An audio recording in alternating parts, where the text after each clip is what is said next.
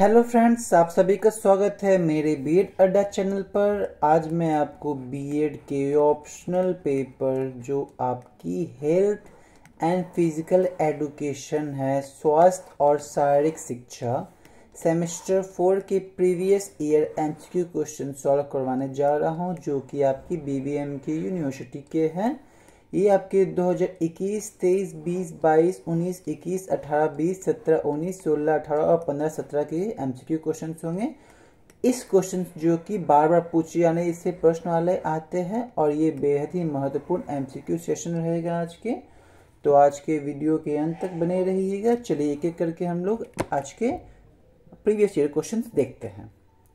तो हम लोग का पहला है 2021 से 2023 के क्वेश्चन पेपर। तो चलिए हम लोग क्वेश्चंस पेपर देखते हैं कि क्या पूछे गए थे इसमें। नेक्स्ट स्लाइड्स पे क्वेश्चंस हैं। तो चलिए हम लोग पहला क्वेश्चन से शुरुआत करते हैं। पहला क्वेश्चन है, which nutrient is known as building block of our body. किस पोषक तत्व को हमारे शरीर का निर्माण तत्व खंड कहते हैं। तो इसका ऑप्शंस है कार्बोहाइड्रेट्स, दूसरा है प्रोटीन्स, तीसरा है विटामिन्स और चौथा है खनिज लक्षण।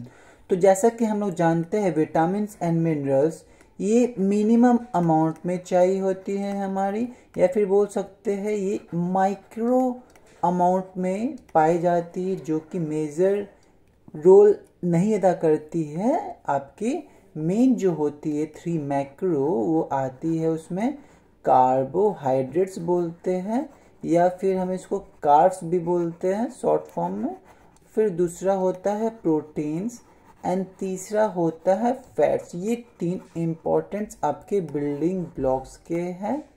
आपके मतलब मीन्स बोल सकते हैं ये आपके न्यूट्रिएंट्स, मेजर न्यूट्रिएंट्स हैं।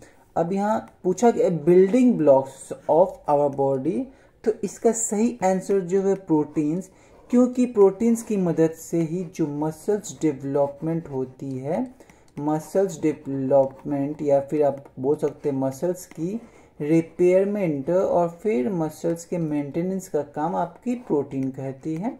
तो इसीलिए प्रोटीन जो है आपकी बॉडी का बिल्डिंग ब्लॉक बोला गया है। ठीक है, समझ में आ गया। अब हम लोग दूसरा क्वेश्चन देखते हैं। दूसरा क्वेश्चन है, deficiency of which vitamin causes problem in blood coagulation.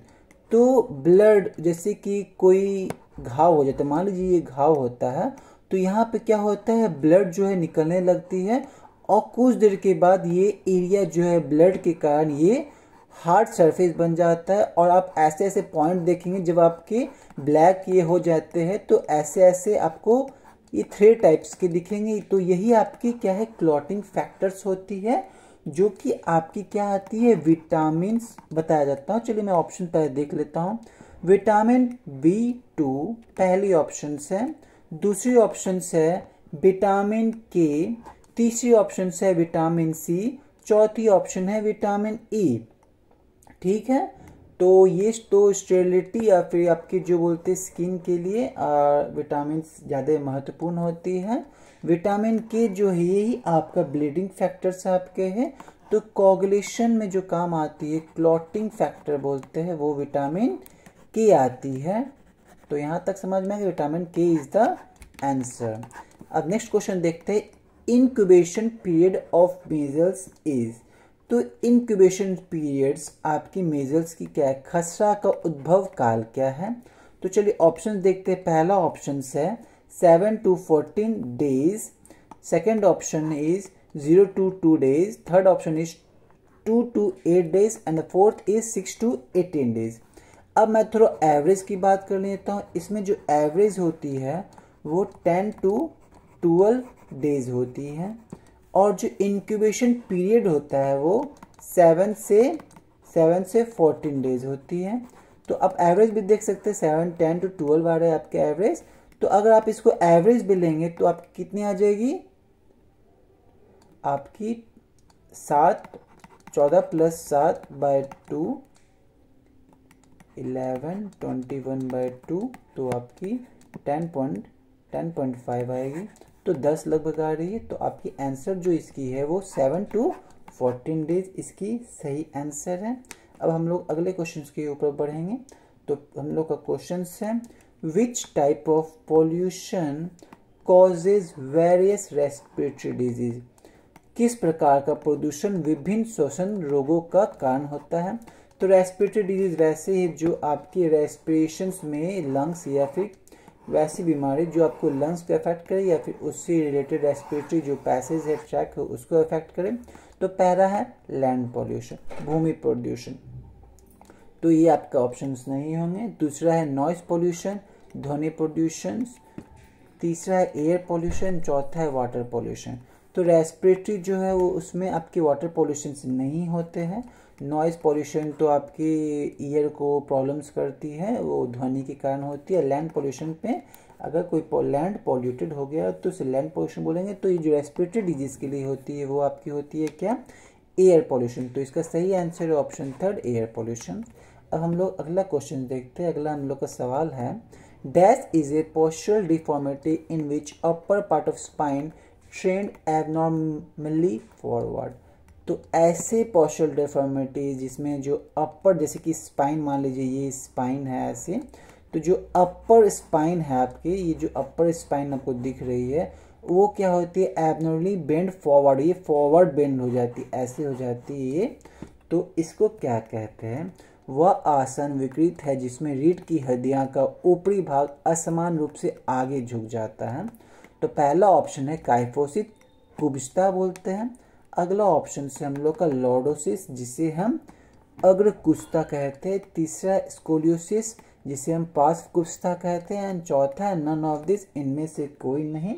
तो इसका सही आंसर है वो है आपका काइफोसिस। इसके पहले की स्लाइड जो थी उसमें उसका आंसर है, तो आपका इसका सही आंसर है ऑप्शन फर्स्ट, काइफोसिस जिसे हम कुब्जता कहते हैं। इसमें रीढ़ की हड्डियां जो होती है असमान रूप से आगे झुक जाती है। तो यहाँ तक कोई कठिनाई। अब हम लोग अगला सवाल, अगला ईयर का, पिछला ईयर का क्वेश्चन देखते हैं जो कि 2022 का हमारा सेशन का क्वेश्चन है। तो चलिए हम लोग एक एक करके इसके क्वेश्चन देख लेते हैं क्या है। तो इसके क्वेश्चन नेक्स्ट स्लाइड्स पे हैं, तो मैं नेक्स्ट स्लाइड कर लेता हूँ। तो नेक्स्ट स्लाइड पे इसके क्वेश्चन आपके कुछ इस प्रकार है। लिखता है, what is the objective of health education. स्वास्थ्य शिक्षा का उद्देश्य क्या है। तो पहला ऑप्शन है प्रोवाइडिंग इंफॉर्मेशन अबाउट हेल्थ, स्वास्थ्य संबंधी जानकारी देना। दूसरा है improvement of health through education, शिक्षा द्वारा स्वास्थ्य को बेहतर करना। तीसरा है मेकिंग पेरेंट्स अलर्ट, अभिभावकों को सचेत करना। चौथा है नन ऑफ दिस, इनमें से कोई नहीं। तो इसका जो सही ऑप्शन है वो है improvement of health through education. आप क्या करते हैं, आप हेल्थ एजुकेशन को शिक्षा, आप हेल्थ के स्वास्थ्य के बारे में आप शिक्षा लेते हैं, जिससे आपको क्या होता है उससे आप अपने जो स्वास्थ्य है उसको बेहतर कर सकते हैं। ठीक है, हाँ आपको इन्फॉर्मेशन जरूर मिलता है बट इन्फॉर्मेशन से आप कुछ नहीं कर सकते। अगर आपका वो स्वास्थ्य उससे क्या होता है, बेहतर होता है, तो उसका मेन वो उद्देश्य है, इसीलिए पहला ऑप्शन नहीं होगा।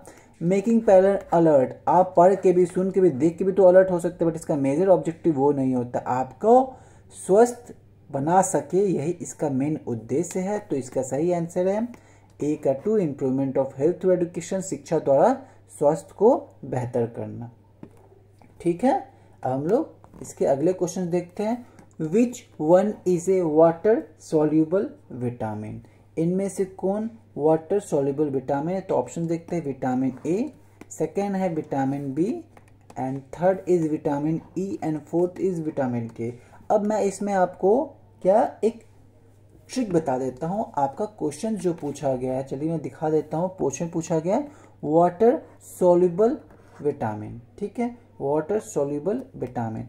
अब मैं फैट सॉल्युबल विटामिन का ट्रिक बता देता हूँ। फैट सॉल्युबल विटामिन, इससे आप एग्जाम में यूज़ कर सकते हैं, इसके आपको मार्क्स आराम से मिल जाएंगे। जैसे कि आप नाम सुने, एक मूवी था जिसमें इना मीना डी का बोलता है अमर अकबर एंथोनी, तो उसी से आप जो अमर अकबर एंथोनी, तो इना मीना डी का जो होता है उसी से आप DEKA, डीका से आप याद कर सकते हैं। D vitamin D, E vitamin E, vitamin के, विटामिन ए, ये जो है फैट सॉल्युबल। तो बच गए आपके दो वाटर सॉल्युबल, जो बच गए वो वाटर सॉल्युबल विटामिन हो जाएंगे, तो ऑप्शंस क्या आ जाएगा, और विटामिन बी आ जाएगा, जितने भी B1, B2, B3, B6, B12, vitamin B complex ये विटामिन बी में आ जाएंगे। उसके बाद जो बच गया विटामिन सी आ जाए। तो इतने टाइप्स के विटामिन है। तो अब इस बेसिस पे आप बता सकते हैं आंसर क्या होना चाहिए। विटामिन ए, देखिए विटामिन ए क्या है, फैट सोल्यूबल। विटामिन बी क्या है, वाटर सोल्यूबल। तो आपसे पूछ क्या रहा है, वाटर सोल्यूबल। तो ऑप्शन क्या होगा आंसर सेकेंड बी का क्या होगा, सेकेंड आपका हो जाएगा विटामिन बी। ठीक है, यहाँ तक समझ में आ गया। अब हम लोग अगला क्वेश्चन पे चलते हैं। अगला क्वेश्चन है, we celebrate 7 April as dash. हम 7 अप्रैल को डैश मनाते हैं। तो इसका सही आंसर होगा वर्ल्ड हेल्थ डे, विश्व स्वास्थ्य दिवस। वर्ल्ड एड डे जो 1 दिसंबर को मनाया जाता है। तो आपका आंसर जो होगा वर्ल्ड हेल्थ डे 7 अप्रैल को मनाया जाता है। तो इसका सही आंसर वर्ल्ड हेल्थ डे हो जाएगा। अब हम लोग अगला सवाल देखते हैं। Widal test is use to detect dash. Widal परीक्षण का उपयोग डैश का पता लगाता है। तो इसका सही आंसर ऑप्शन देख लेते हैं। पहला है आंत्र ज्वर, अगला है आपका मेनिंजाइटिस जिसे हम मस्तिष्क ज्वर कहते हैं, तीसरा है पोलियो, चौथा है मीजल्स जिसे हम खसरा कहते हैं। तो जैसा कि आप जानते हैं जो वायरल टेस्ट होता है वो मेनली आपके किसके लिए होता है, टाइफाइड के लिए होता है।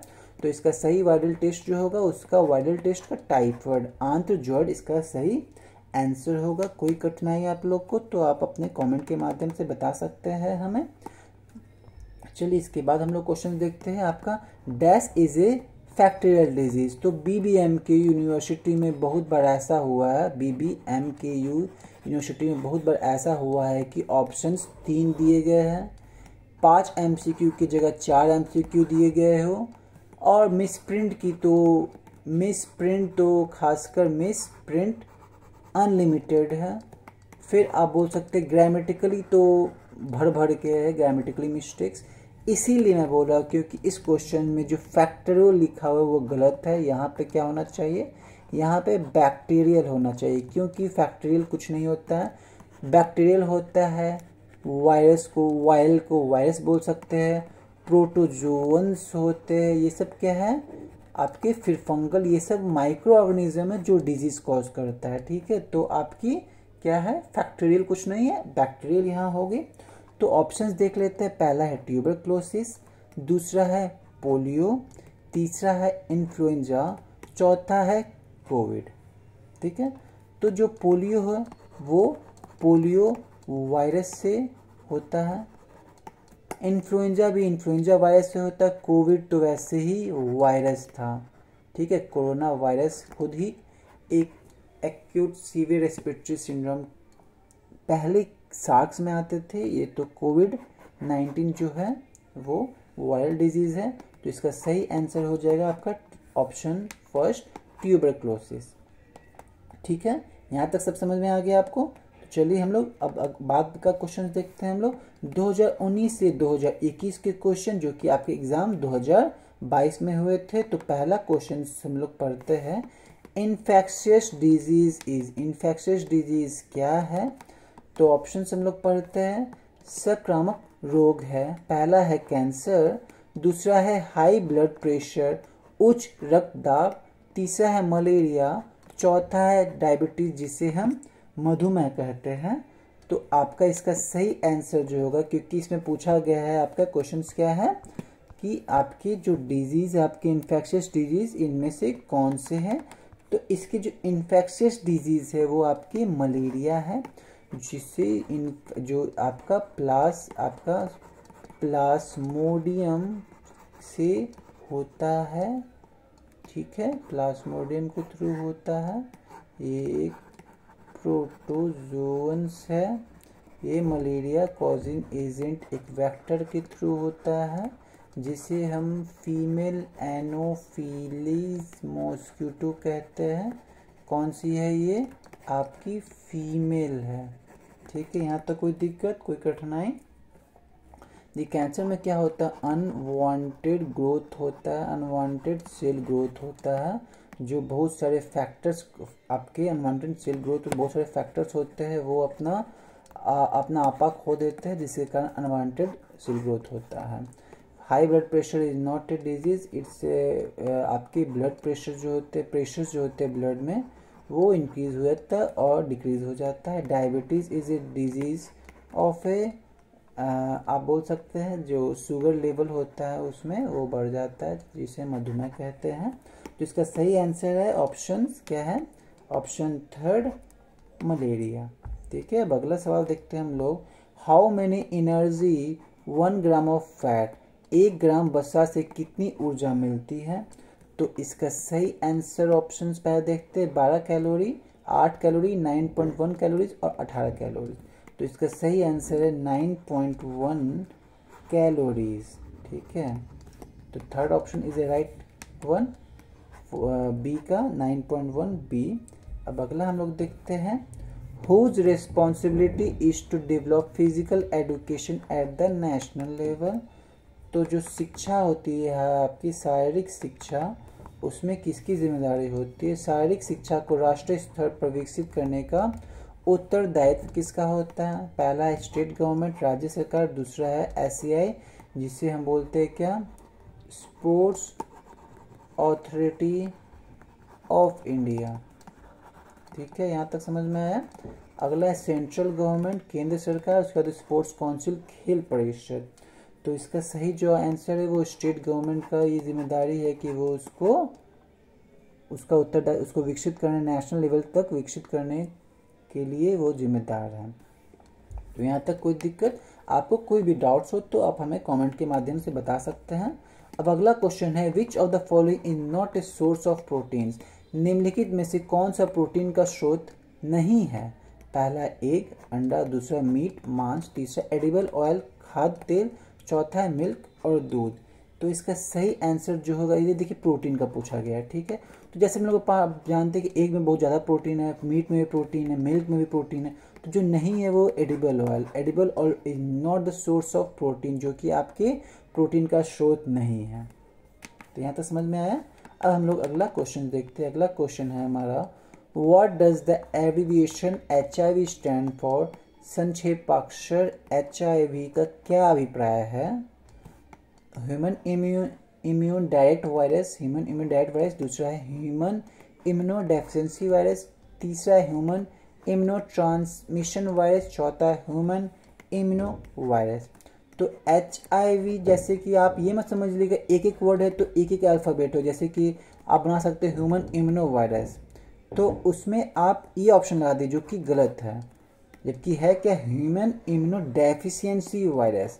यहाँ से H, ये से I और ये V से V, ये नहीं कि डेफिशिएंसी का D हो जाएगा, तो फिर तो HIV हो जाएगा ना। बट अब आंसर आपका है ह्यूमन इम्यूनो डेफिशिएंसी वायरस। तो यहाँ तक कोई दिक्कत। अब हम लोग आ जाते हैं 2018 से 20 के क्वेश्चंस। तो चलिए एक एक करके हम लोग MCQ क्वेश्चंस देखते हैं। तो हम लोग का पहला सवाल है, a mineral that body needs to work properly. एक खनिज जो शरीर की ज़रूरत है ठीक से काम करने के लिए। तो पहला है कैल्शियम, कैल्शियम के काम करने से होती है। दूसरा सिल्वर, चांदी के। तीसरा सोना, सोना। चौथा है lead.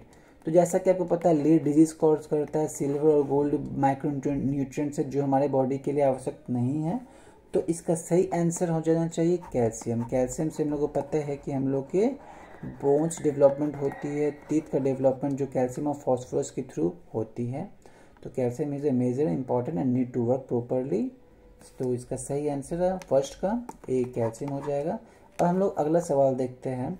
A unit of energy that indicates the amount of energy content in food.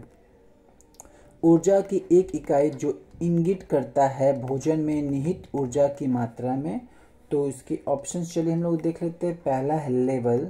दूसरा आपके ऑप्शंस है, दूसरे ऑप्शन से फूड ग्यूडो पिरामिड। दूसरा फूड गाइड पिरामिड है। तीसरा है कैलोरी। चौथा है बास्केट। तो यहाँ आपकी जो जितना आपका कंज्यूम हुआ है आपके, तो उसके हिसाब से आपके ऑप्शन जो है वो उसमें कैलोरी होनी चाहिए, क्योंकि जो एनर्जी, यूनिट ऑफ एनर्जी आपकी कैलोरी ही है। तो इसका सही आंसर जो है आपका क्या है, ऑप्शन थर्ड, कैलोरी। अब अगला क्वेश्चन देखते हैं, डेफिशिएंसी ऑफ प्रोटीन्स। क्या है अगला क्वेश्चन हम लोग का? Deficiency of proteins and carbohydrates in small children causes, छोटे बच्चों में प्रोटीन और कार्बोहाइड्रेट की कमी के कारण क्या होता है? तो पहला ऑप्शन इसे हम घेंघा रोग कहते हैं, दूसरा है मरासमस सूखा रोग, तीसरा है ओबेसिटी मोटापा, चौथा एनीमिया। ठीक है, तो इसका जो आपका सही आंसर है, पहले हम ऑप्शन बता देते हैं। जो ग्वाइटर है वो थायराइड हार्मोन की डेफिशिएंसी से होता है।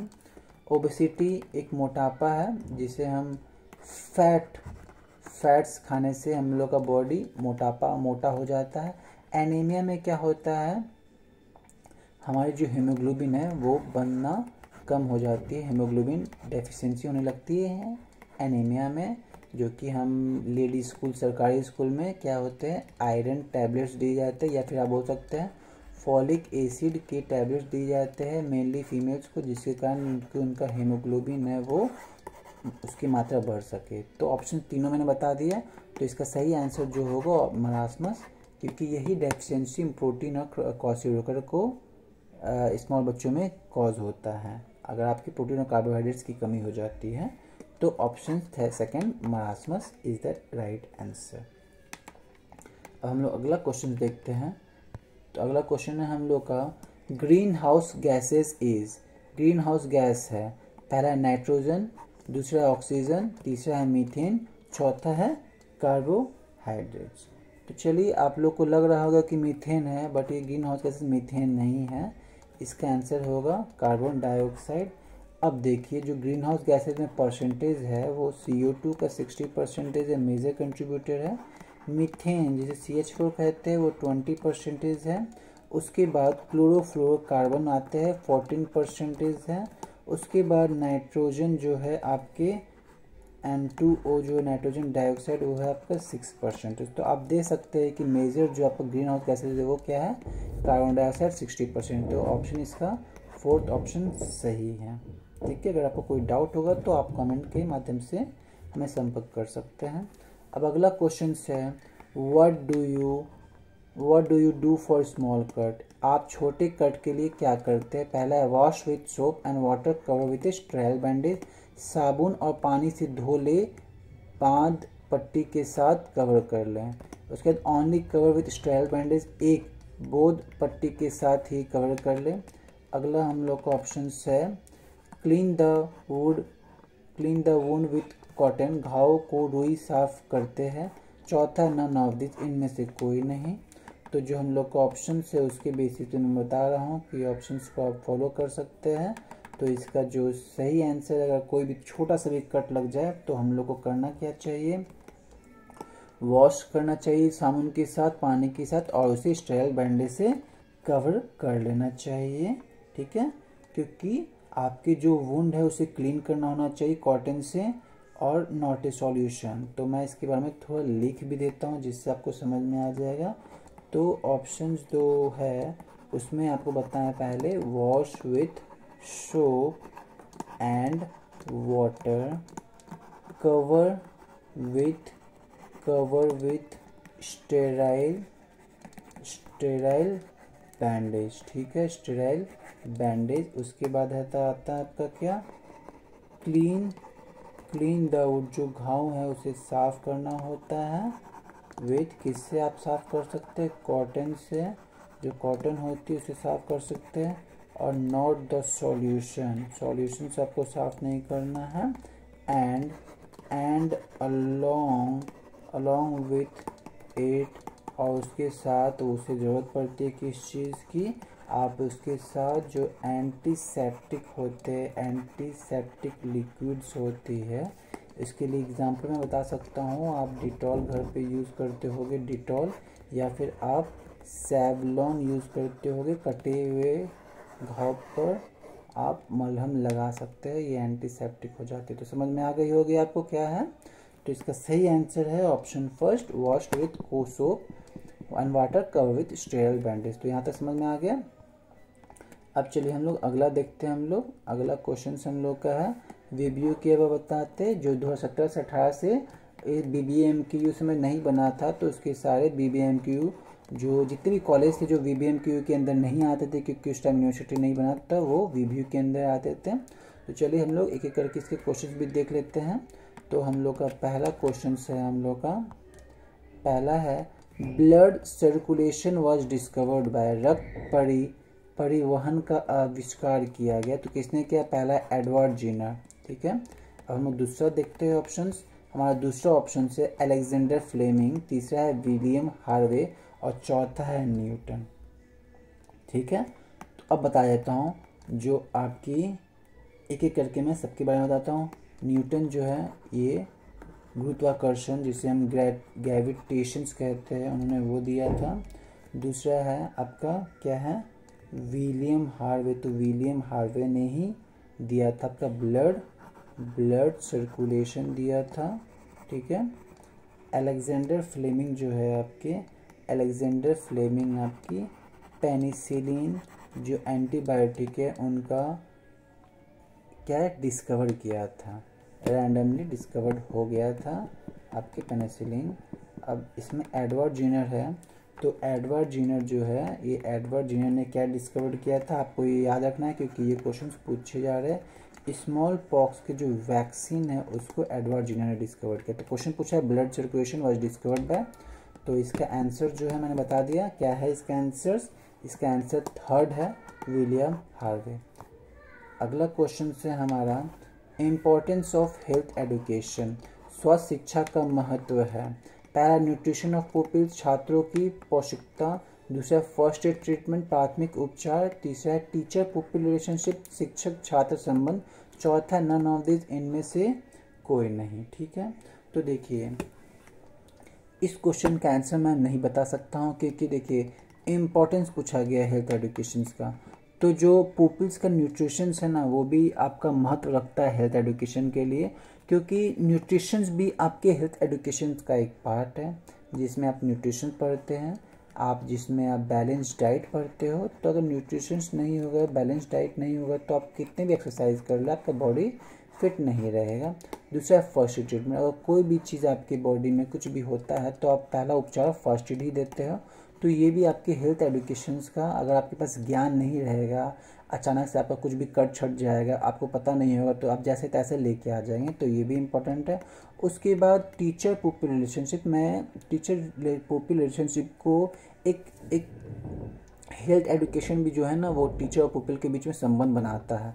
तो मोस्टली जो है ना वो मैं बोल सकता हूँ कि ये दोनों हो सकते हैं या फिर तीनों बोल सकते हैं, इसलिए मैं इसका आंसर नहीं बता सकता हूँ। अगर आपको लगता है कि तीनों में से कोई एक होना चाहिए, अगर आप बता सकते हैं या प्रूफ दे सकते हैं कि यही होगा, तो उसके लिए मैं आपके लिए हमेशा आभारी रहूँगा। आप बता सकते हैं तो मैं इसका आंसर नहीं बता सकता हूँ। ठीक है, क्योंकि इम्पोर्टेंट मुझे सब लगा था, इसीलिए इसका मैं क्वेश्चन का आंसर मेरे लिए डाउट है, आप अपना सुझाव दे सकते हैं कमेंट के माध्यम से। अब अगला क्वेश्चन चलते हैं, bones of the human body are, मनुष्य के शरीर में हड्डियाँ कितनी होती है। तो देखिए ये ह्यूमन बॉडी का पूछा हुआ है। ठीक है, तो एक एक करके हम लोग ऑप्शंस देखते हैं। तो हम लोग को ऑप्शन से पहला 218 नहीं, 221 वो भी नहीं। अब अगला देखते हैं क्या 108 बोला गया है, तो वो भी नहीं। नन ऑफ दिस होगा क्योंकि जो 206 बोन है एक एवरेज एडल्ट में 206 बोन होते हैं, और बच्चे में बोला जाए तो 206 से ज़्यादा होता है, क्योंकि क्या होता है बोन जो है ना ऐसे ऐसे होते हैं वो फिर एक साथ जाके जुड़ते लगते हैं, तो इसीलिए बोन की जो एडल्ट स्टेज में जो है वो नंबर कम हो जाती है। ठीक है, यहाँ तक समझ में आया। अब अगला क्वेश्चन है platelets found in human body, मनुष्य में जो प्लेटलेट पाया जाता है उसकी संख्या क्या होती है। पहला है कितना आपका देख सकते हैं, ये है आपका 1,50,000। दूसरा है 1,50,000 से 4,50,000। तीसरा है आपका 60,000। फिर है आपका 9 लाख। ठीक है, 9 लाख। तो इसका सही आंसर जो है वो आपका क्या हो जाएगा, इसका सही आंसर है आपका 1,50,000 से 4,50,000 इसका सही आंसर है। तो इसका अगर पूरा बोले तो इतना प्लेटलेट्स पर माइक्रोमीटर ऑफ ब्लड, क्योंकि इसमें यूनिट नहीं लिखा गया इसलिए मैं माइक्रो मीटर भी बता दिया कि इतने micrometre of blood, microlitre होगा, माइक्रो लीटर, इसे ऐसे लिखा जाता है, माइक्रो ये होगी और ये लीटर है, ऐसा सिंबल होता है, ठीक है। तो 1,50,000 से 4,50,000 हो गया। तो ठीक है, ये क्वेश्चन हम लोग देख लिए। अब अगला क्वेश्चन से हम लोग का what are the components of balance diet, संतुलित भोजन के क्या है ये अवयव क्या है, क्या कंपोनेंट्स है। पहला है प्रोटीन एंड विटामिन्स, दूसरा है कार्बोहाइड्रेट्स एंड प्रोटीन, तीसरा है वाटर एंड मिनरल्स, चौथा है ऑल ऑफ दी।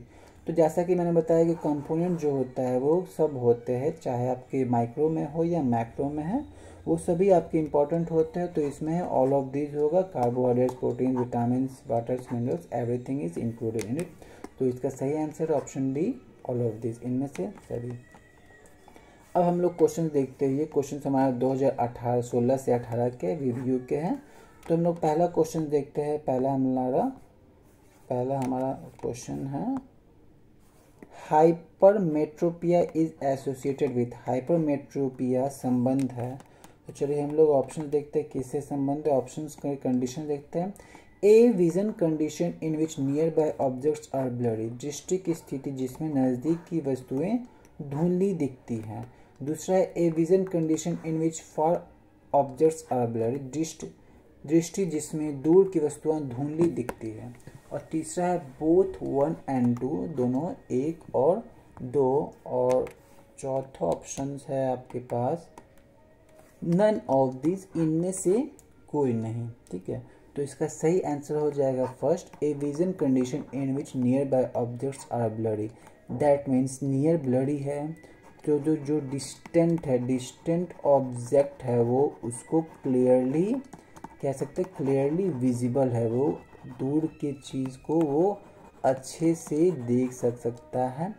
अगर इसका अपोजिट बोल देंगे तो वैसे इसका आंसर तो ये होगा, क्योंकि इसका क्वेश्चन क्या था, हाइपरमेट्रोपिया पूछा गया। देख सकते हैं, मैं एक बार पीछे पलट लेता हूँ।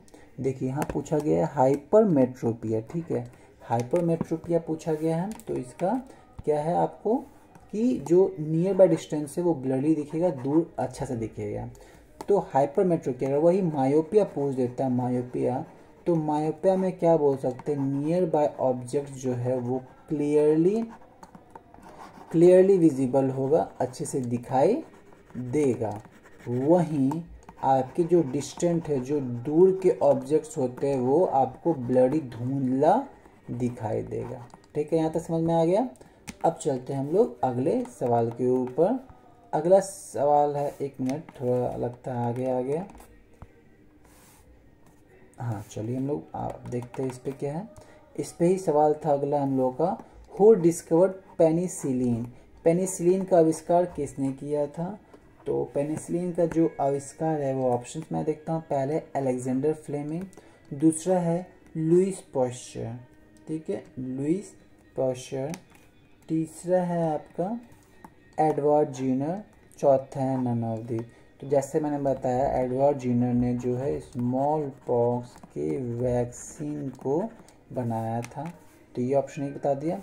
लुईस पाश्चर जो है वो आपकी पैस्चराइजेशन होती है, उस प्रोसेस को, पैस्चराइजेशन के प्रोसेस को डिस्कवर किया था, जिसमें कि आपकी मिल्क पैस्चराइजेशन और बहुत सारे अदर प्रोडक्ट जो होते हैं उसमें पैस्चराइजेशन होता है, जो कि आपकी बियर बोल सकते हैं, मिल्क बोल सकते हैं, या अदर गुड्स बोल सकते हैं, जो कि आपके क्या किए थे, स्पॉइलेज, कोई भी चीज़ खराब होने से बचाने के लिए पैस्चराइजेशन प्रोसेस किया जाता था, वो आपके लुईस पाश्चर ने डिस्कवर किया था। और अलेक्जेंडर फ्लेमिंग जो है वो उन्होंने ही पेनिसिलिन की डिस्कवरी की थी, अलेक्जेंडर फ्लेमिंग, ठीक है। तो इसका सही आंसर है option first, Alexander Fleming, B. अब हम लोग अगला क्वेश्चन देखते हैं। अगला क्वेश्चन है what are the components of balanced diet, संतुलित भोजन के अवयव क्या है। पहला है कार्बोहाइड्रेट्स एंड प्रोटीन, दूसरा है प्रोटीन एंड विटामिन्स, तीसरा है विटामिन्स, मिनरल्स एंड रफेज, चौथा है ऑल ऑफ द अबव, उपयुक्त सभी। तो जैसे कि मैंने बताया है कि आपके जो डाइट्स होते हैं या कंपोनेंट्स होते हैं बैलेंस डाइट के, उसमें सभी को शामिल किया जाता है। तो इसका सही आंसर सी का है, जो ऑल ऑफ द अबव उपयुक्त सभी। ठीक है, यहाँ तक कोई कठिनाई है आपको? अब हम लोग अगले सवाल पर चलते हैं। अगला सवाल है blood circulation was discovered by. देखिए ये भी क्वेश्चन फिर से रिपीटेड है, जैसे कि ऊपर वाला क्वेश्चन जो था हम लोग कंपोनेंट्स ऑफ बैलेंस डाइट, ये भी रिपीटेड क्वेश्चन है। ठीक है, एक एक करके अब चलिए हम लोग अगला ऑप्शन देखते हैं इसमें क्या है। तो पहला एड आपका ऑप्शन, पहला शायद देख लिया था मैंने, एक मिनट। हाँ, पहला है विलियम हार्वे, दूसरा एडवर्ड जिनर, तीसरा अलेक्जेंडर फ्लेमिंग, चौथा है नन ऑफ दी। तो जैसा कि मैंने बताया, आपका ब्लड सर्कुलेशन किया था discovered William, blood circulation discovered किया था विलियम हार्वे।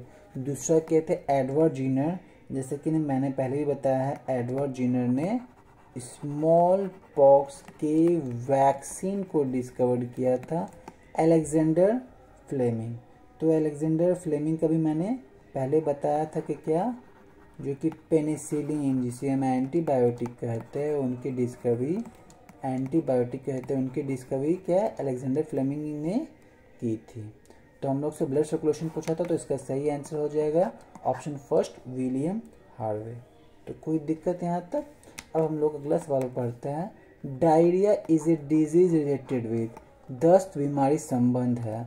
इंडाइजेशन अपक्ष, दूसरा हियरिंग प्रॉब्लम सुनने की समस्या, तीसरा है विजन दृष्टि, और अगला ऑप्शन है नन ऑफ दिस, इनमें से कोई नहीं। तो इसका सही आंसर जो होगा, डायरिया जो है एक आपकी जो अपच होती है, जो खाते वो पचता नहीं है, तो उसी में वो डायरिया ले लेता है, डायरिया बीमारी ले लेता है, उससे ही रिलेटेड है आपका इंडाइजेशन, खाना ना पचना, डायरिया। अब हम लोग अगला सवाल देखते हैं। हम लोग 2015 से 2017 के क्वेश्चंस। तो ये जो क्वेश्चंस हैं हम लोग पहले देख लेते हैं। Dyslexia is associated mainly with difficulties of the following. जो डिसलेक्सिया है उसकी क्या है, डिसलेक्सिया मुख्य रूप से निम्न में से संबंधित है। तो डिसलेक्सिया किससे संबंधित है? पहला है सुनने हियरिंग, दूसरा है रीडिंग पढ़ने के लिए, तीसरा है स्पीकिंग बोलने के लिए, और चौथा है स्पीकिंग और हियरिंग बोलने और सुनने के लिए। तो जो डिसलेक्सिया है ना, वो आपके रीडिंग की समस्या है, उसे पढ़ने में कठिनाई होती है। अब अगला सवाल हम लोग का आ जाता है, who discovered the vaccine chicken pox. चेचक के टीके की खोज किसने की थी? अब देखिए इसमें इंटरेस्टिंग बात यह है कि इस चार ऑप्शन में से कोई आपका सही आंसर नहीं है। जैसे कि एडवर्ड जिनर ने क्या की थी, स्मॉल पॉक्स की वैक्सीन की डिस्कवरी की थी, क्योंकि चिकन पॉक्स उन्होंने नहीं किया था वैक्सीन की। अगला है विलियम हार्वे ने ब्लड सर्कुलेशन की डिस्कवरी, उसकी खोज की थी। लुइस पास्चर जो था पैस्चराइजेशन मेथड जो कि आपकी मिल्क, बियर या अदर गुड प्रोडक्ट्स की स्पॉइलेज को बचाता है, उसके खराब होने से उसको बचाता है। उस प्रोसेस को हम लोग पैस्चराइजेशन बोलते हैं, जिसमें कि आपको पहले गर्म कर दिया जाता है 90 डिग्री सेल्सियस की कुछ टाइम के लिए, फिर उसको तुरंत ही फ्रीज में डाल दिया जाता है। ऐसे प्रोसेस में पैस्चराइजेशन इसमें शामिल होता है, जिसे प्रोसेस ऑफ पैस्चराइजेशन कहते हैं। उसके बाद फ्लेमिंग जो है वो पेनिसिलिन ने डिस्कवर की थी। क्या की थी? पेनिसिलिन। तो आप ही बताइए इस ऑप्शन में कोई ऑप्शन के आंसर है? नहीं है। तो मान लीजिए अगर आपको ऑप्शन देना, आंसर देना ही होगा, तो आप एडवर्ड जिनर को ही दीजिएगा। अब ये चिकन पॉक्स डिस्कवर नहीं किए थे, स्मॉल पॉक्स डिस्कवर किए थे, फिर भी आपको यही ऑप्शन देना होगा, क्योंकि एग्जाम में आप छोड़ नहीं सकते हैं। ठीक है, ध्यान रखिएगा, एडवर्ड जिनर ने चिकन पॉक्स डिस्कवरी नहीं की, फिर भी आपको ऑप्शन सी ही टिक करना है। ठीक है, अब हम लोग अगला सवाल देखते हैं। अगला सवाल हम लोग का है, which of the following is the most effective method of modification in children's behaviour. बच्चों के व्यवहार में सुधार के लिए सबसे अधिक प्रभावशाली निम्न में से कौन है? पहला है रिवार्ड, पुरस्कार दे के आप उसको क्या कर सकते हैं, उसको इफेक्टिव बना सकते हैं मेथड को। दूसरा है पनिशमेंट, दंड दे के। तीसरा है ब्लेम, आरोप दे के। चौथा है निष्कासन, रेस्टिकेशन करने के लिए। रेस्टिकेशन क्या होता है, कोई भी बच्चा अगर बदमाशी करता है तो उसको आप रेस्टिकेट कर देते हो, उसका आप स्कूल से, उस विद्यालय, उस कॉलेज, उस यूनिवर्सिटी से आप उसका नामांकन खत्म कर देते हैं, काट देते हैं नाम। ठीक है, तो इसका देखिए ये जो 3 पॉइंट्स है, दंड, आरोप और निष्कासन, ये आपके निगेटिव पॉइंट्स हैं। तो इससे कोई भी आपकी इफेक्टिव नहीं होगा उसके बिहेवियर में। आप उसको रिवार्ड दोगे ना तो पक्का वो चेंज होगा, उसके बिहेवियर में क्या होगा, बदलाव आएगा। तो इसका सही आंसर जो है वो पुरस्कार रिवार्ड हो जाएगा। अब हम लोग अगला क्वेश्चन देखते हैं। डेवलपमेंट स्टार्ट फ्रॉम, विकास आरंभ होता है। पहला है पोस्ट चाइल्डहुड स्टेज, उत्तर बाल्यावस्था से। दूसरा है प्री नेटल स्टेज, प्रसव पूर्व अवस्था से। चौथा है ऑप्शन हम लोग के पास वो है इन्फेंसी स्टेज, शैशवावस्था। चौथा है प्री चाइल्ड स्टेज, पूर्व बाल्यावस्था से। ठीक है, तो इसका जो सही आंसर होगा वो हमारे पिछले स्लाइड्स में है, उसका आंसर है प्री नेटल स्टेज। तो हम लोग देखते हैं डेवलपमेंट जो स्टार्ट होता है वो प्री नेटल स्टेज होता है। क्या होता है, प्रसव पूर्व अवस्था से, पैदा होने से पहले जब पेट में होता है तो उसका डेवलपमेंट स्टेज वहीं पे होता है। उसके आपके लिम्स आते हैं, उसका हार्ट आता है, हेयर्स होते हैं अलग अलग, तो आपके सब ऑर्गन्स डेवलप करने लगते हैं। फिर बाद में डिजिट्स आती है, तो ये सब आपका प्री नेटल स्टेज में ही, पोस्ट पूर्व अवस्था में ही हो जाता है।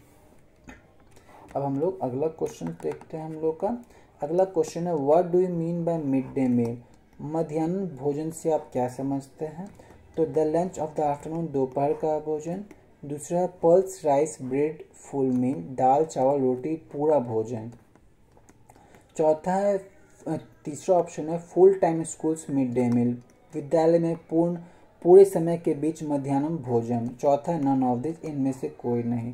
तो मुझे मिड डे मील का जो आंसर लगता है वो the lunch of the afternoon लगता है। अगर आपको डाउट होता है इस क्वेश्चन में तो आप मुझे कमेंट बता सकते हैं कि आपको ये आंसर थर्ड आंसर लग रहा है या सेकंड आंसर लग रहा है, क्योंकि मेरे को जो मैंने जिस तरह से रिसर्च करके होमवर्क करके आया हूँ उससे मुझे the lunch of the afternoon लगा, क्योंकि जो मिड डे मील होता है वो आपके लंच जो दोपहर में खाने का समय होता है वो लंच का ही खाना आपको दोपहर का भोजन मिलता है ये मिड डे मील में।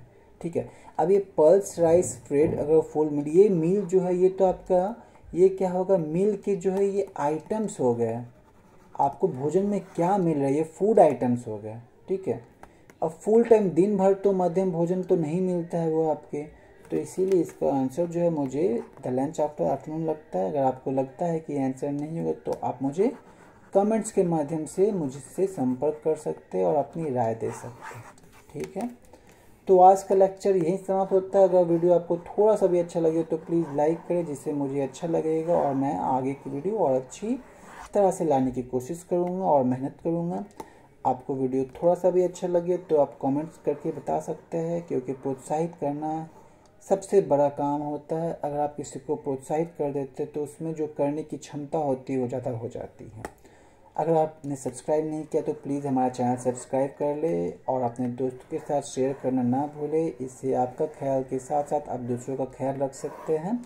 आप हमारा टेलीग्राम चैनल बीएड अड्डा को ज्वाइन कर सकते हैं, जिसमें मैं हर चीज़ के नोट्स और जितने भी असाइनमेंट्स है वो मैं पहले से ही अपलोड कर चुका हूँ। आप चाहे तो उसके फाइल्स सेक्शन में जाके आप डाउनलोड कर सकते हैं। तो आज का लेक्चर यहीं समाप्त होता है।